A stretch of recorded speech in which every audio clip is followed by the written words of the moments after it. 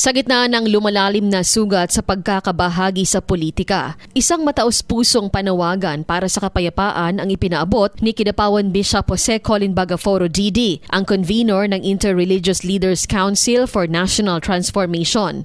Siya ay umapila sa sambayanan at sa lingkod bayan na pairalin ang pag-iisip at panatilihin ang tapang ng loob sa gitna ng kaguluhan sa Senado. Katarungan at ang kapakanan ng mas nakakarami ang dapat na manaig kumpara sa galit at hidwaan. Nakiusap din si Bishop Bagaforo sa mga mambabatas na pakaingatan ang dangal ng Senado bilang isang kagalang-galang na institusyon. Hinihikayat nito na itaguyod ang tunay na diwa ng serbisyo publiko at pagmamahal para sa bayan. Kinundinan din ng grupo ang anumang hakbang na may bahid ng karahasan, pananakot at gulo at nanindigang ang bawat alitang politikal ay dapat dumaan sa maayos at legal na proseso. Nananawagan din ng religious leader sa executive department at mga alagad ng batas na tuparin ang kanilang tungkulin. Kasabay nito, nakiusap din ang obispo para sa mabilis at makatarungang pag-aksyon sa mga legal na usaping kinakaharap ni Senator Ronald Bato de la Rosa. Ipinaabot din ng simbahan ang kanilang patuloy na panalangin para sa kaliwanagan ng isip ng bawat leader at para sa tunay na transformation na magbibigay ng bagong pag-asa